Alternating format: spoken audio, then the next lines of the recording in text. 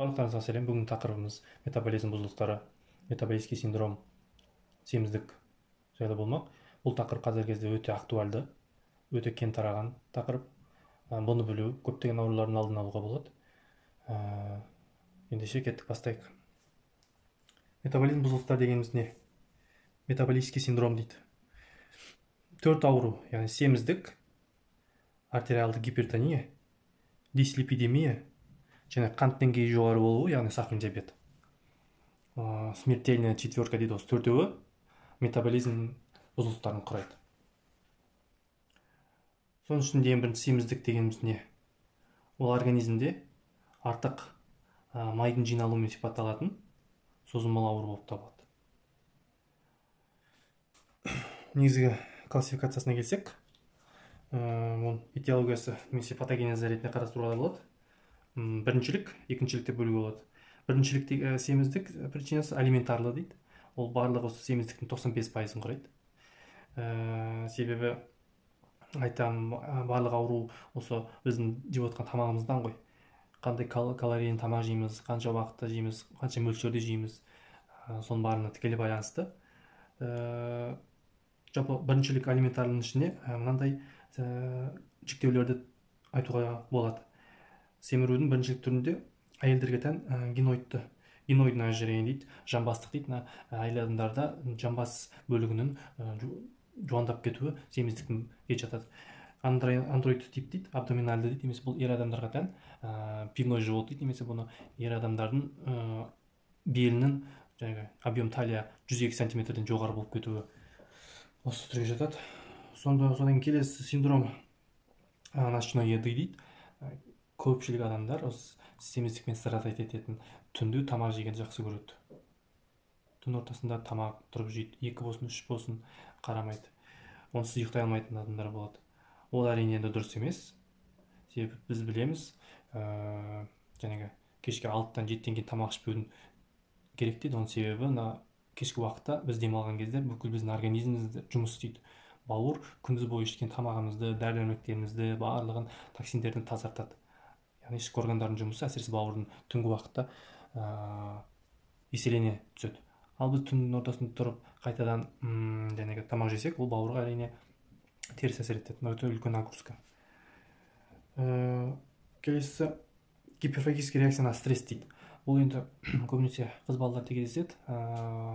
Стресс болған кезде, невроз, хронический депрессия кезінде тамақ жегенді жақсы көреді.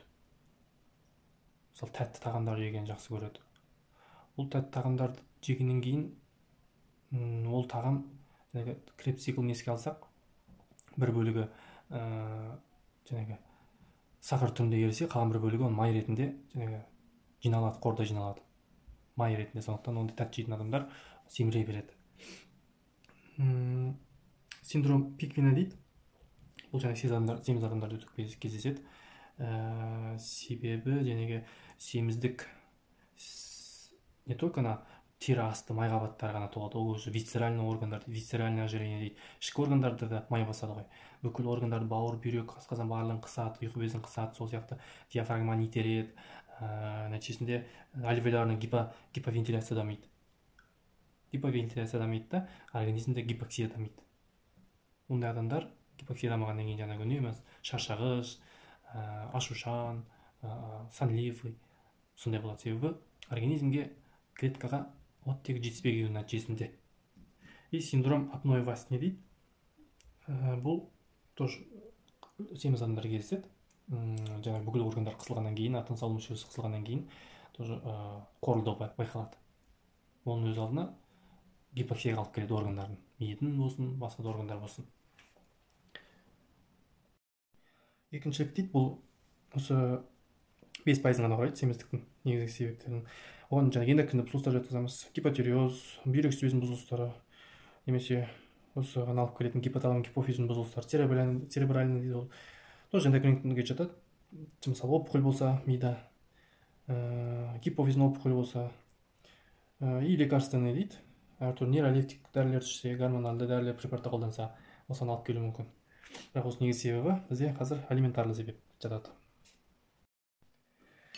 Келесі классификацияның үшінші түріне біз индекс масса теланы жатқызуға болады. Бұны кез келген адам интернеттен қарап формуласын тауып алып есептеуге болады. Яғни бойын салмағын бойын сантиметр квадратына бөледі. Сондағы мынандай норма бар. Егер бой мен салмақтың қатынасы 18,5-тен төмен болса, ол салмақ жеткіліксіздігі недостаточно. 18,5 пен 24,9 арасы норма. 25-тен жоғары ол избыточная масса тела. 25-29 предожирение. 30-дан 35-4,9 первая степень, 35-39 второй степень, 40-тан жоғары болса третья степень немесе морбидное ожирение дейді. Келесі айта кететін фактор риска, яғни семіздікке ұшырататын негізгі себептер. Біріншісі генетический предрасположенность дейді. Бұған не айтуға болады? Бұған жәнеге инсулин резистентность айтуға болады.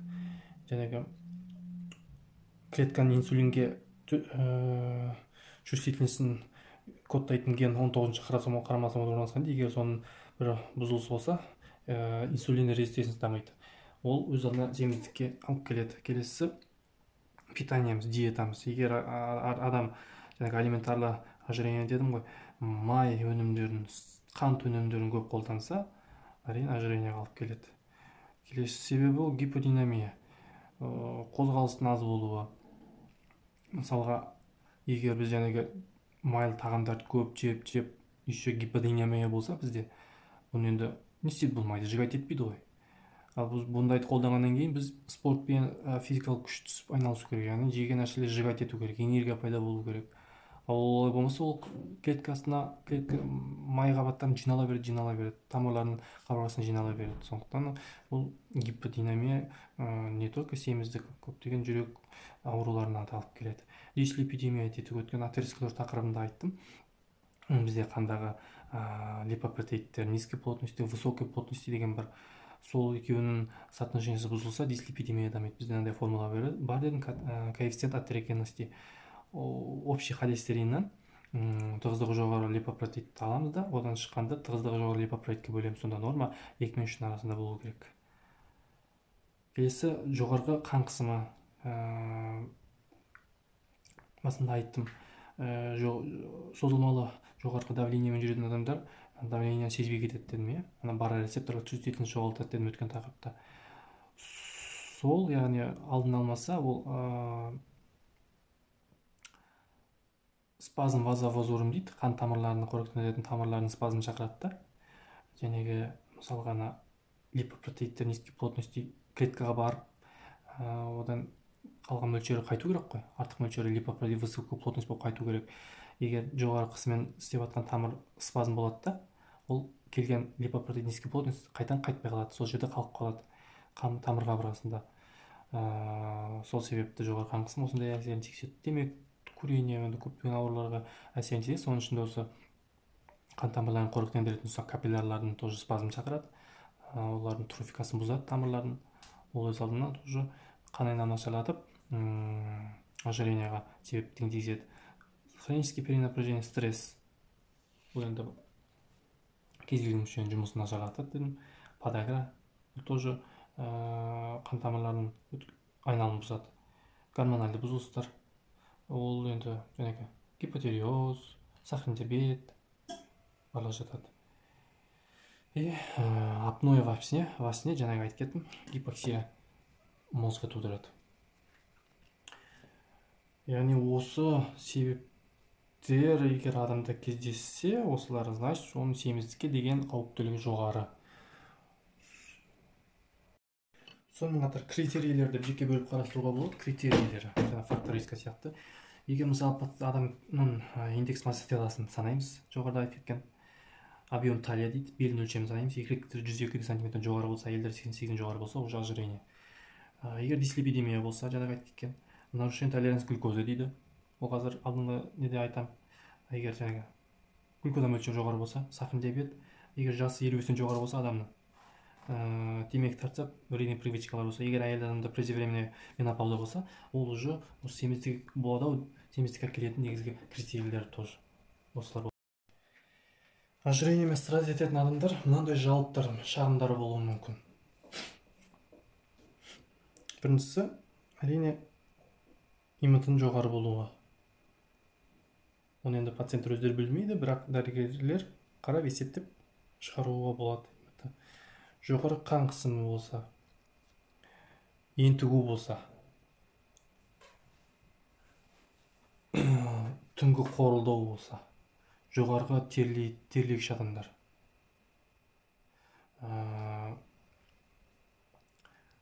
утомляемый, повышенная утомляемость дейді. Жаңағы тахикардиясы болса, головная боль болса, бас ауыру, жүрек тұсындағы ауырсыну болса, шөлдеу болса, аузын құрғауы болса, менструалды циклдің әйелдерде бұзылысы болса, яғни осындай жалоптармен олар дәрігерге келуі мүмкін. Оның әрқайсының себептерін түсіндіріп жатпай ақ қояйын, ол түсінікті деп ойлаймын. Повышенная утомляемость енді ол гипоксия салдарынан, одышка, ентігу енді семіздік салдарынан, яғни артық салмақты кислородпен қамтамасыз ету жүрекке өте нагрузка, өте ауыр болып келеді. Түнгі қорылдауды айттым. Тахикардия енді ондай адамдарда жаңағы жүрек ондай салмақты алып жүру жүрекке ауыр тиеді, сондықтан жүрек усиленно жұмыс істейді. Тем более егер давлениесі болса ондай адамдар бас ауыру гипоксия салдарынан, боли сердца жаңағы тоже ишемия салдарынан, шөлдеу уже сахар диабетінің белгілері болуы мүмкін. Сол сияқты. Келесі физикалды зерттеу, физикальное обследование. Егер осы пациенттер сыртынан қарағанда, жаңағы метаболик синдромның негізгі сыртқы көріністері, біз бірінші көзге түсетіні ол абдоминальды семіздік, пивной живот. Ол уже ондай адамдардың бірден имитысын санап, бел өлшерін, объем талия санауға болады. Жаңа нормасын сіздерге айтып кеттім. Денедегі, мойында, кеудедегі қызыл точкалар сахар диабетінің негізгі белгілері болып табылады. Складки дейді, стрии дейді. Жаңағы май қатпарлардың пайда болуы, май қатпарлардың олар арасында қып-қызыл жаңағы складкалар и қызарған жерлер, стриялардың пайда болуы. Егер адамдарда жүректік кардиоваскулярлы өзгерістер болса, жоғары давление, курение, анализдерінде жаңағы коэффициент атерогенности 2-3 жоғары болса, глюкоза жоғары болса, и семейный анамнез сұраймыз. Егер отбасында біреу страдать етті ме осындаймен, тоже маңызды рөл атқарады. Және де қосымша аурулар бар ма жоқ па, сол туралы сұраймыз. Яғни пациенттің мысалы жалоптарын сұрап, физикалды обследование жасадық. Келесі сол енді анализдер, қанның құрамы. Бірінші бағана айттым, липидный обменге қараймыз, май алмасуы. Оның мөлшері жалпы адамға және инфаркт миокард және сахар диабеттен ауыратын адамдарға мөлшерлер әртүрлі. Мысалы, ешқандай ауырмайтын адам, общая популяция, общий холестерин 4-9-дан төмен болу керек. Ал сахар диабет, инфаркт миокард бар адамдарға, олар енді уже қауіпті емес қой, бірақ оларға мына норма емес, мына нормамен сай. Яғни общий холестерин 4-5-тен жоғары болса жетеді. Тригглицериді 1-7, оларда 1-5 болу керек. Липопротеин высокой плотности, әйел мен ер адамдар 1-2-ден төмен болу керек. Мұнда ер адамдарға 1-0-ден төмен, әйелдерге 1-2-ден төмен болу керек. Липопротеин низкой плотности 3-тен жоғары болу керек. Оларда липопротеин низкой плотности егер 2-5 болса умеренно высокий, 1-8-ге дейін очень высокий риск деп саналады. Келесі углеводный обмен. Бұл туралы сіздерге арнайы бір таныстырам. Егер мочевая кислота 415-тен жоғары болса, микромоль на литрден, микроальбуминовый дейді, бұл жаңағы зәрде белок түрінде пайда болуы. Және инструментальды ЭКГ, эхо-КГ УЗИ сердца, холтер, брюшно-полостный УЗИ, почканың УЗИ, щитовидканың УЗИ. Ал енді мұнда углеводный обмен дедім, жаңағы бұны білу өте маңызды. Егер мысалға таңертең қан тапсырғанда, мынау бізде артерия, вена. таңертең артерия тамырында 5-тен 6-тан төмен емес, 6-та 1-ден төмен болса, ол норма. Егер 2 сағаттан кейін после нагрузки, яғни сахар беремін, 75 грамм глюкоза беріп, сонда қайтадан қантты алған кезде 7-8-ден төмен болса, ол норма саналады. Ал егер таңертең сахар 6-тан 1-ден жоғары болса, 2 сағаттан кейін глюкоза берген 2 сағаттан өлшегенде 11-ден 1-ден жоғары болса, ол сахар диабет. Ал егер таңертең өлшегенде 6-тан 1-ден төмен, 2 сағаттан кейін глюкоза бергеннен кейін 2 сағаттан өлшегенде 7-8 бен 11-де 1-дің ортасында болса, ол глюкоза толеранттылықтың бұзылуы деген синдром қойылады, диагноз қойылады. Ал егер таңертең өлшегенде 5-те 6 мен 6-та 1-дің арасында после нагрузки 7-8-ден төмен болса, ол нарушение гликемия натощак дейді. Және глюкоза толеранттылық бұзылысы менен глюкозаның нарушение гликемия натощак екеуі негізінен предиабет диагноз қойылады. Яғни бұны не медикаментозды жолмен диета ұстап емдеп алуға болады. Бұл норманы жаттап алыңыздар, немесе бір жерге жазып алыңыздар, бұны білу керек адамдарға. Міне достар, бүгінгі тақырыбымыз қысқадан нұсқа негізгілерін айттым сіздерге. Сіздерге пайдалы болды деп ойлаймын. Енді бұның емі емес, алдын алуын айтсам, ең бірінші әрине диета сақтау керек. Өсімдіктік өнімдер, көкөністер, фруктылар дейді, немесе өсімдіктік белоктарды қолдану керек, өсімдіктік майларды қолдану керек. Диета сақтау керек. Жәнегі дробное питание дейді. Аз-аздан күніне 4-5 рет тамақтану.